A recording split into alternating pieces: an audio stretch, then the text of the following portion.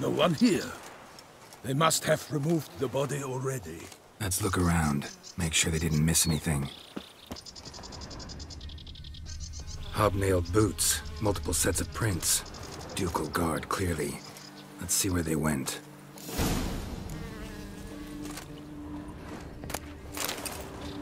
Walked along the shoreline.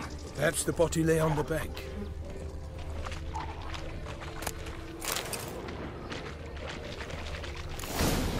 Got guests. Careful.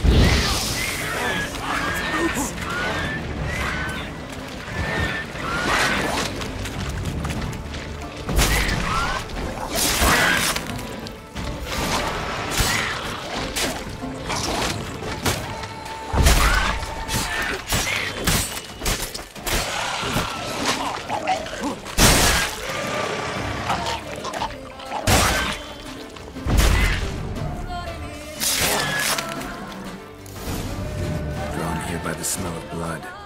Let's keep looking.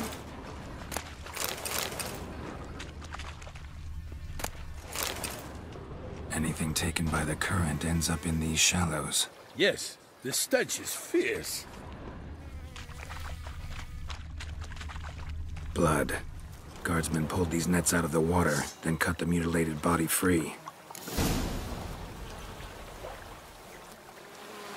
Gonna dive in, make sure they didn't miss anything. Look at the rut. Guardsmen left this site by boat, recently. Probably to transport the body somewhere.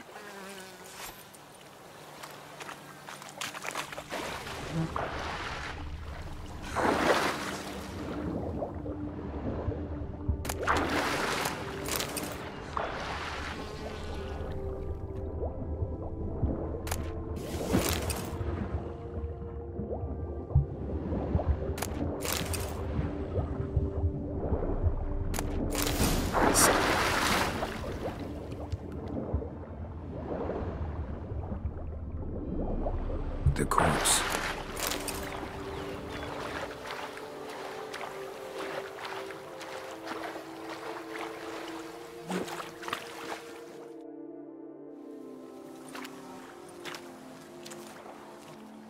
What now? This isn't the site of the murder. We know that. Current brought the body here. Corpse got caught in the nets. Guardsmen pulled it out, put it in a boat and took it somewhere. Need to find out where.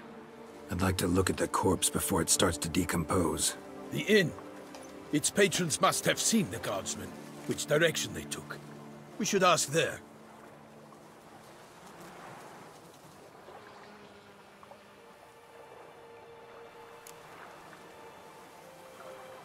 One thing.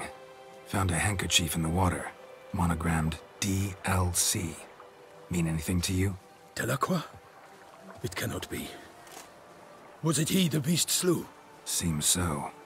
Knew him well? Long past. We were close friends once, but our paths diverged. He was a man of extremes, standing by his companions no matter the odds, fighting his foes to the bitter end. Foes? You have a lot of them? He did, but I do not see what that has to do with the beast. Ah, Geralt, you've struck a raw nerve.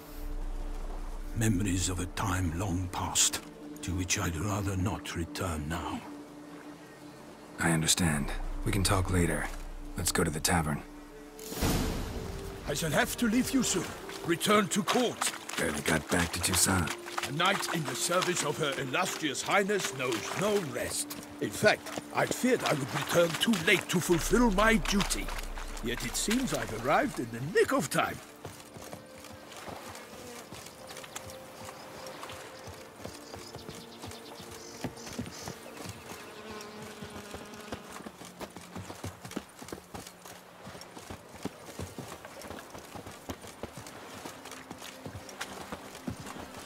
Once you have finished examining the corpse, be sure to report to Anarietta.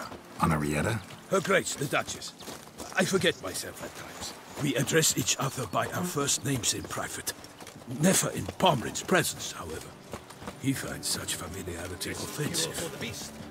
A watering hole for traders, smugglers, boatmen. But you will find no better crayfish chowder in all Toussaint. Killer from the north, say. What? With no lads brave enough? Of course we have, but bravery's not enough against the beast. Knights, bluff, and wine castle, no? By my troth, could that be the musty scent of fresh pâté? Naught else, Sir de Peyrac Peyran. I see time has not dulled your senses. We would be honored if you would join us. Your companion as well. But why do I not detect even a whiff of crayfish chowder? No soup today, on account of there being no crayfish. I reckon you've not heard, but all I caught was a corpse. I awoke at the crack of dawn, as I do each day, but when I looked up, I beheld a blood-red sky. This corpse is precisely why we're here.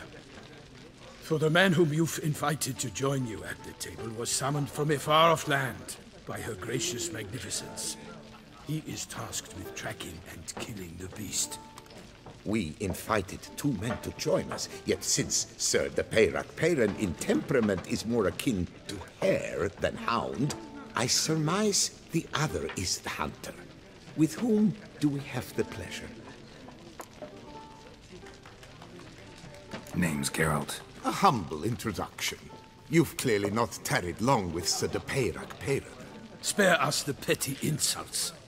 Geralt is a master of the witchering trade. He has questions concerning the beast's last victim. I was the one to find the corpse.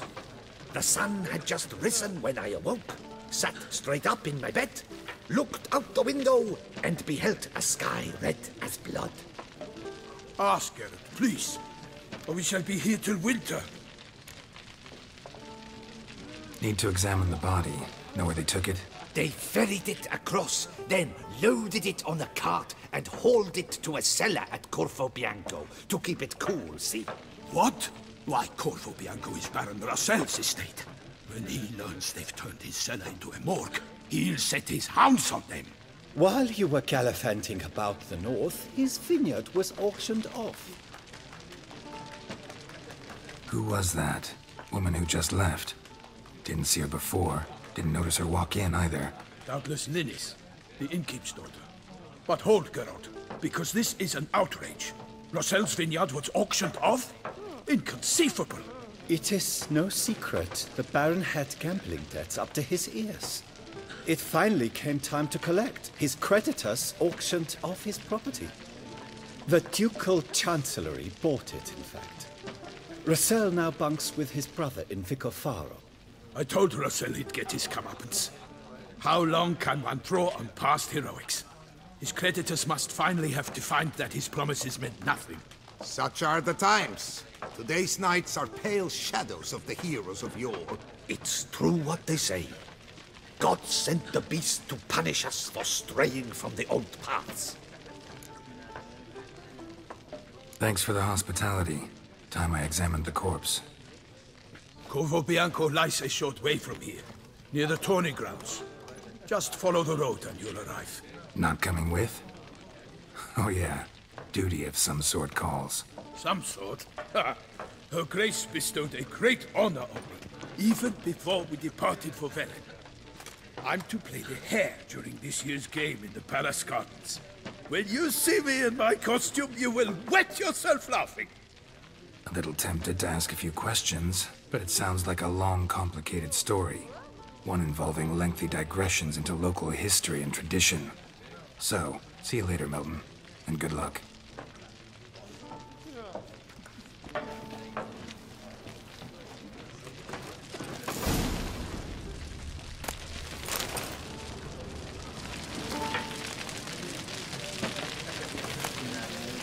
Ah!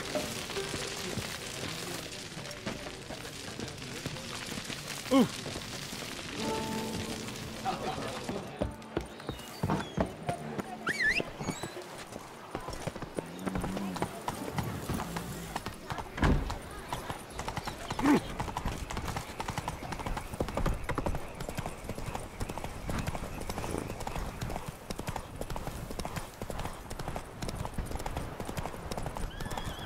Sounds like a fight. Have to hurry.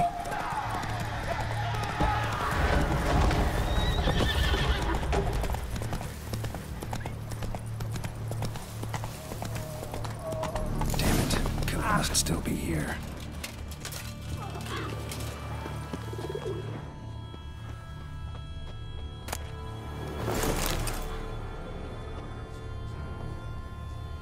Throat torn open by man-like jaws. Man-like, except for long fangs. Busted ribs, blood from the ears. Took a solid hit. Massacred by a vampire. Not an Ekimara, though, or a Fletter.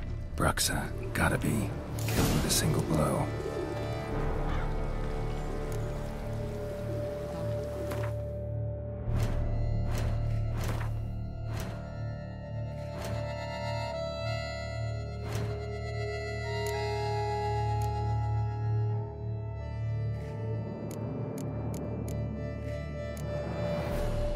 Black blood and moon dust. Could be lifesavers.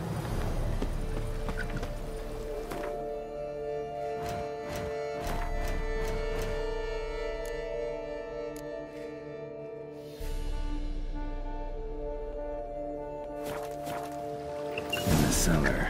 Gotta be. Attacker had no trouble knocking over the cart. Revermuck carried the body in his cart. Claw wounds from 5 separate claws, spread of a small human hand.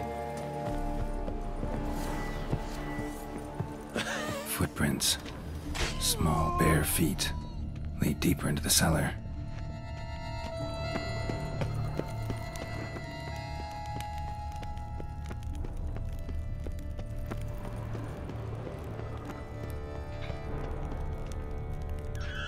Took a lot of strength to batter this down.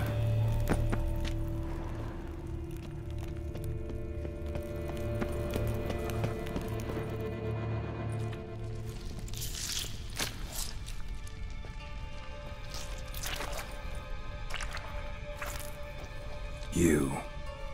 Saw you at the inn. I know what you are. Don't know why you killed these people, though. Clearly wasn't for their blood.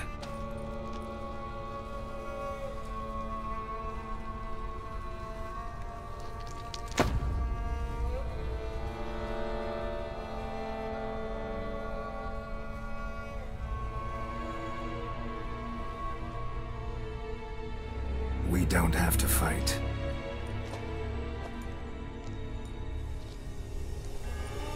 You are wrong.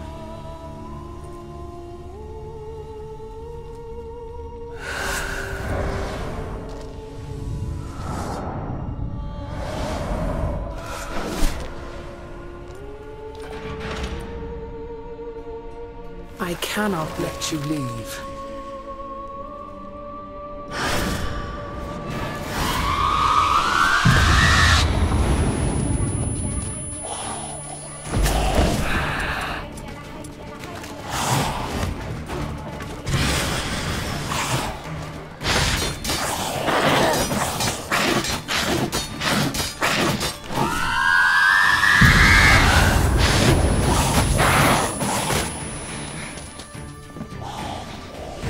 Time to...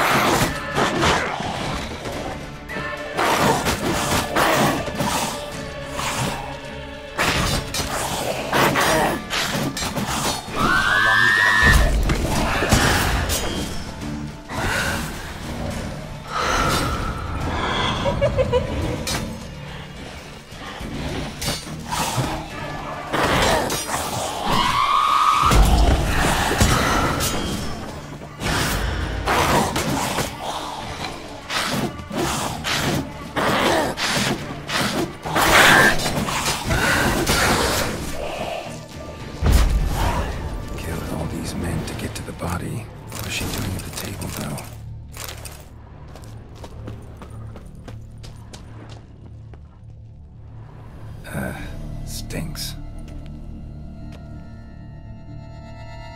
Waterlogged. Both hands amputated. Body was quartered just as I thought.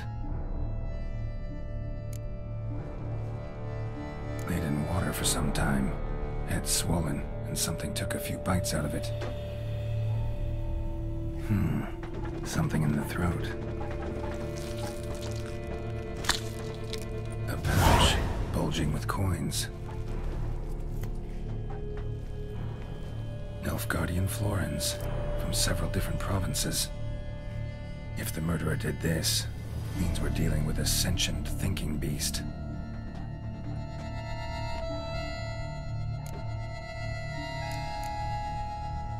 Third hand. A spare? Except it's clearly not the victim's. Guardsmen must have not noticed it as they picked everything up. How's this possible? Still warm. Blood still flowing? Several monster species can regenerate. Never heard of that happening to their severed limbs, though. Or of their limbs seeming completely alive after so much time. Examine the tissue more closely later. Might learn something.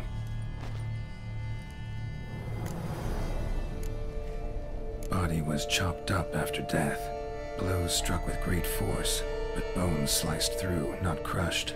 Creature that killed him had long claws, sharp as a witcher's blade. First sank its claws into the victim's heart. No Bruxa did this. So, murderer was clearly a monster, but not a Bruxa. But then why'd the Bruxa come here for the severed hand? And who does the hand belong to? Why the hell's it still warm? Now, pouch shoved down the victim's throat. What's the significance? And why was he chopped up into pieces? Lots of questions, no answers so far. Need to know about the other victims. I'll ask Palmerin to get me in to see the Duchess.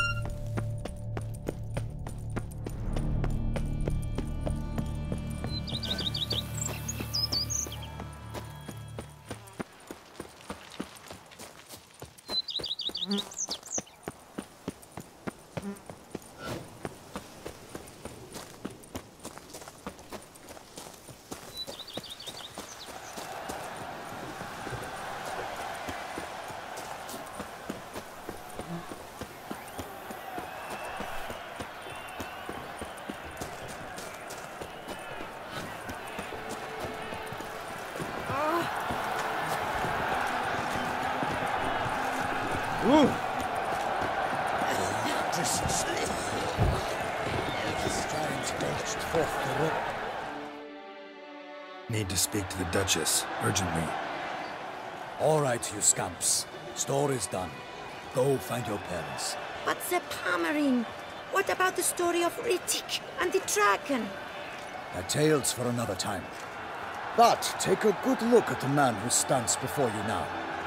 This is Geralt of Rivia, the master witcher who lent his valiant hand to the defeat of the giant Goliath. Master Witcher, is it true virtue always trumps villainy?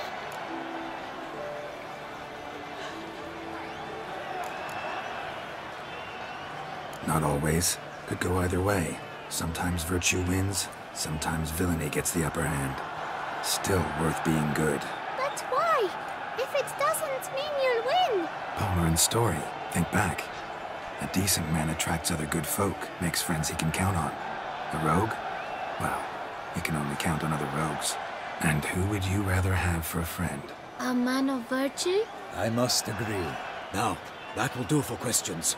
Go find your parents. Her Enlightened Highness has doubtless arrived at the tourney grounds to watch the battle in the arena. If we hurry, we'll be in time to speak with her before the spectacle begins. Lead the way.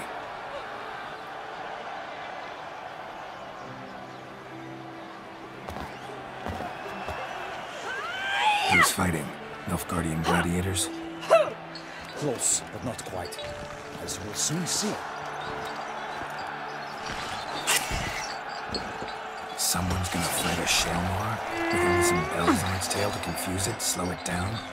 Whatever is the problem? The beast is a gift from the Emperor, no less.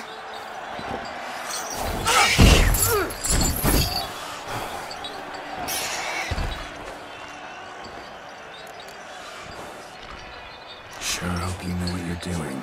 Master Beast Tamers from Nilfgaard Serenas will ensure the Shelmar is dazed. That is sure to delight the crowd. Shelmars are damned dangerous, even young ones. Need to be careful. Let's go.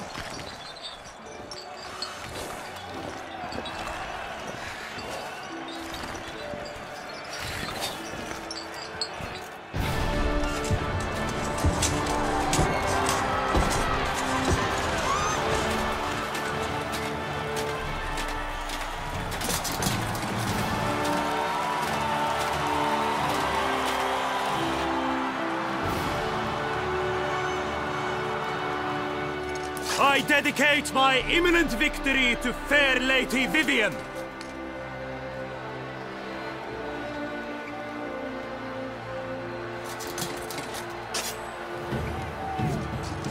It's begun. The fight shall have to end first. We must wait.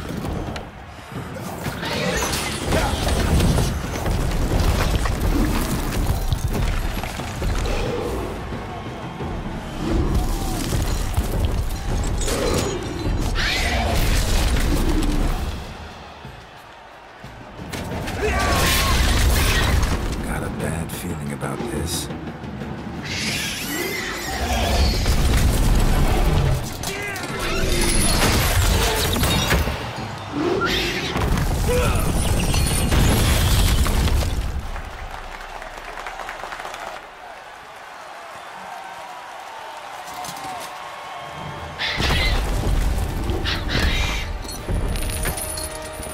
Damn it.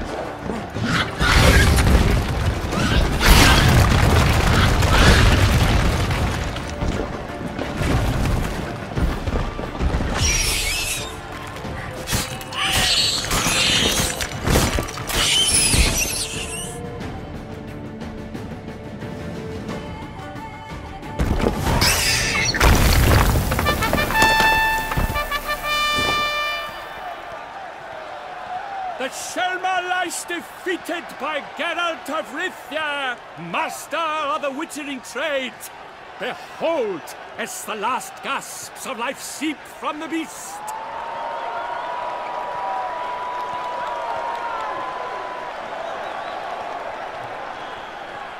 Master Geralt, do what you must. Finish the deed!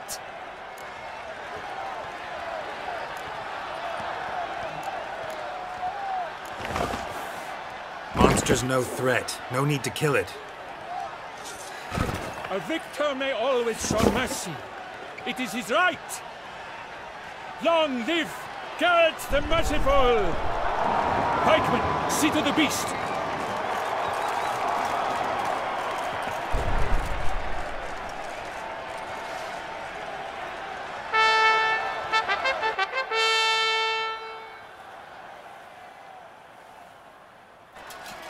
Forgive me.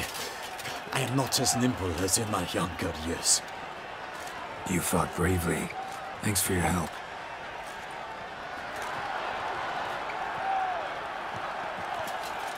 Guillaume. The lad came damned close to dying. I'm fine. Not hurt at all. Vivienne? Smile as befits a hero and keep silent. Speech clearly paints you. She approaches.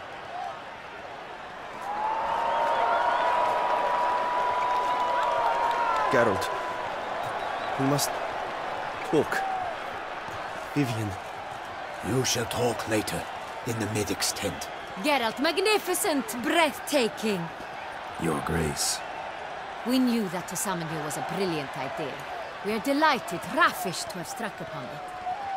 And I'm truly, honored. See to our young hero. Hop, hop. For we must make off with Geralt. We should talk. We had been long awaiting your arrival. Had nearly lost hope. Then suddenly, that entrance, so spectacular. Your Grace, my contract. I'd like to discuss it. Naturally, but not here. We shall need Damien. He led the investigation pending your arrival. But wherever could he be?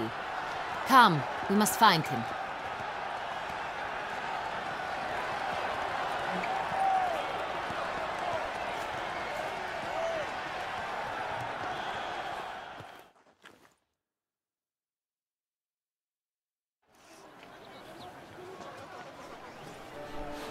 Tell us, have you come alone? Or did Viscount Julian accompany you? Wish to see Dandelion, Your Grace? Yes. I mean, no. Yes. But solely to tell him we regret. Yes, deeply regret rescinding the death sentence we so justly handed down upon him. If we could turn back time, we would make certain he sat in a tower till he rotted. No, we would ensure he was broken on the wheel, then drawn, hanged, and quartered.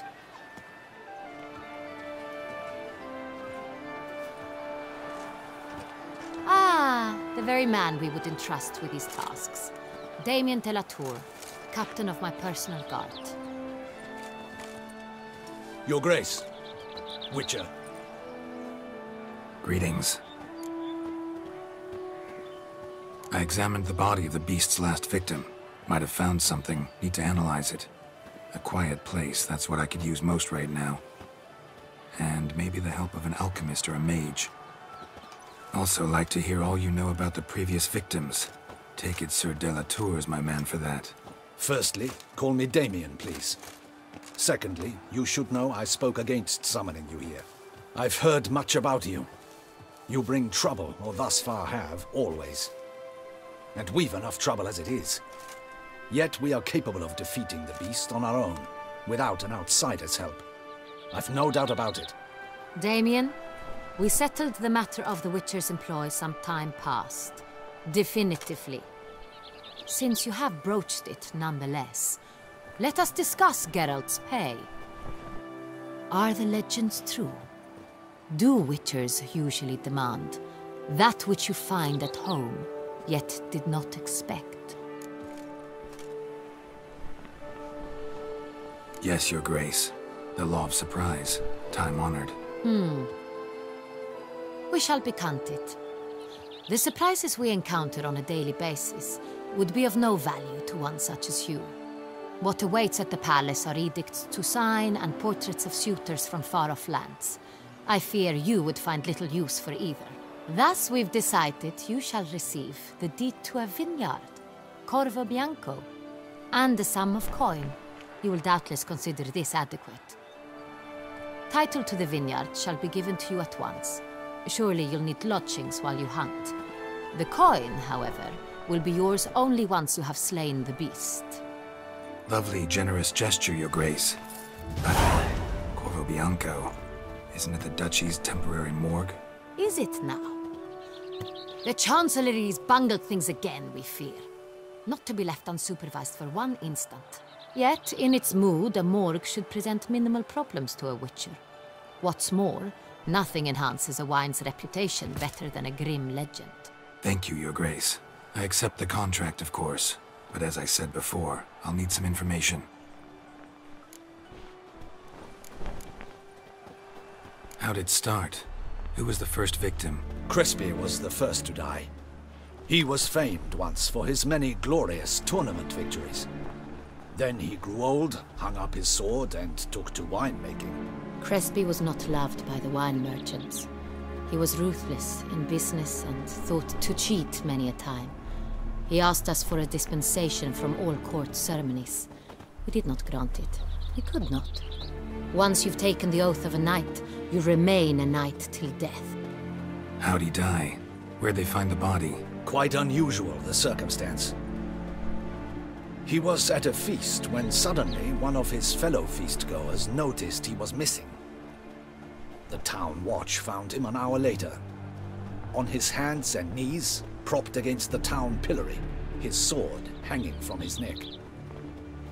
He had died of wounds inflicted with claws, not a weapon. Blows of great force. So he died suddenly, but the body was on its knees, meaning someone posed it. So it seems. Second murder. Tell me what you know. In the city there are certain nooks. No one reasonable ventures there after dark. Ramon Dulac's corpse was found in one such place. With the first murder, terror gripped the city. Its inhabitants grew wary, kept to safe areas. Consequently, news of the second victim came to us from a group of concerned cut-purses. Criminals fear the beast? Telling in a way. Take it you've excluded the possibility that Ramon died at the hands of these bandits. Do you believe me an amateur? Not hands, but claws killed Ramon Dulac. The wound was deep, clean. His body was found in the gutter, dressed in nightshirt and cap, a pillow placed under his head, and his sword replaced by a bed warmer. Ramon Dulac, a knight who but a dozen years past was an advisor to our father, the Duke. Someone went to a lot of trouble to make him look ridiculous. Maybe revenge was the motive. It's not out of the question. Dulac had shady dealings with the criminal underworld, but no one ever came forth with concrete proof of any misdoings. So, first two victims were knights, best years behind them. The same could be said of the third. Sir Delacroix was wont to claim that in modern times knights face new challenges, enterprise being the latest addition to the chivalric virtues. He made a veritable fortune in the grain trade. Palmerin even nicknamed him Sir de la Stinchi. Found a coin pouch on his body. Contained florins dating from various times, hailing from different provinces of the Empire. Delacroix loved coin, true, but had no patience for numismatics. Lots of similarities between the victims. All the bodies were found in strange places under extraordinary circumstances. Seems the murderer, whoever or whatever it is, has some meaning to convey. These were honorable men. We are horrified by the disdain, the disrespect with which they were treated. These were knights of Toussaint. Blast it. Might be the point. From what you say, none was a model of virtue. Ever considered that's what the beast's trying to draw attention to? All the murdered men were knights who swore fealty to the 5 chivalric virtues. And even if they... Knights of Toussaint swear fealty to what virtues exactly? Honor, wisdom, generosity, valor, and compassion. Beast seems to be pointing up moral decay, denouncing it. Victims were all humiliated. Might have been murdered to emphasize their lack of specific chivalric virtues. Honor compromised by the pillory. Wisdom by ridicule. Generosity by a coin pouch shoved down a throat. It seems to fit, true, though not perfectly. Can't discount the theory if it's on the lips of everyone in town. Say our reasoning's right. Next murder will be just as showy and denounce the victim's lack of the fourth virtue, valor. We can also assume that victim will be an elder knight. Let's think. At the moment, all the knights are either at the tourney grounds or in the palace gardens. Our annual hare hunt shall begin there shortly. Have you heard of the custom? Milton mentioned something. Seemed excited to prance around in a bunny costume. Not sure why. Hang on. Strange circumstances. A knight advanced in years. The famed cowardice of rabbits. Could it be that simple? Is Milton de Peyrac-Peyren the next victim? Milton also knew Delacroix. Told me so down by the river. Damien! To miss something so obvious. De Peyrac-Peyren, Crespi, Delacroix, and Delac formed a knightly team. It was years ago, but... Your Grace, we need to find Milton, immediately. Rather problematic. You see, the garden entertainments are due to start, and he's disguised as the hare, hiding somewhere, waiting for some tipsy courtiers to find him. The hare's hiding place is a carefully guarded secret. We must call off the game, at once. First and foremost, we must remain calm. Damien, order the garden searched immediately, but discreetly. By no means can we disrupt the festivities. Panic will only incite the beast to strike sooner. And you, Witcher, follow me. My gardens, my night, I shall take the fall. A murder is out of the question. I will not allow it. Not near my palace. Horses? Ready our horses!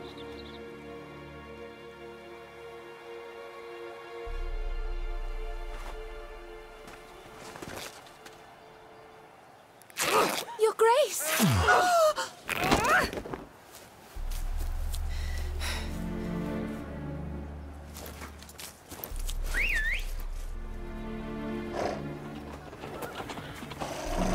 What the hell? Why, I should... Your Highness, I... Mind it doesn't get wrinkled. Onward!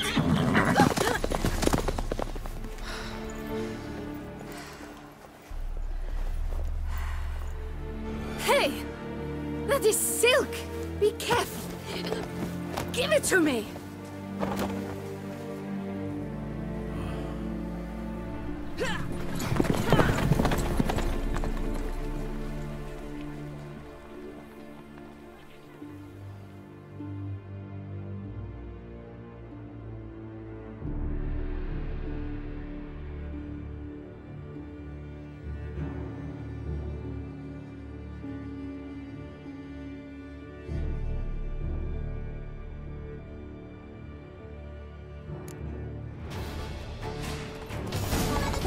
Your Grace seems right at home in the saddle.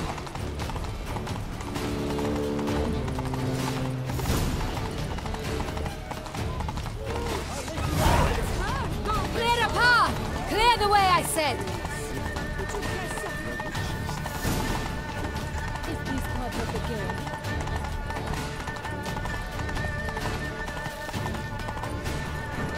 It's here! Just round the corner! Hurry! We must go to where the game is being held. The participants must find a unicorn's horn, a golden fish, and a phoenix egg. With these in hand, they can deduce where the hare, Milton, hides. Mean we need to find those things too? We've no other option, but time is of the essence, so we shall have to break the rules.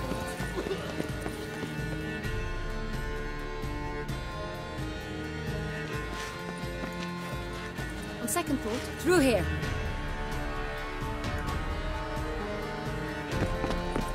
I shall show you where the hunt plays out. Then we will split up. You will get hold of the unicorn horn and the golden fish, while I nab the phoenix egg. That will be quickest.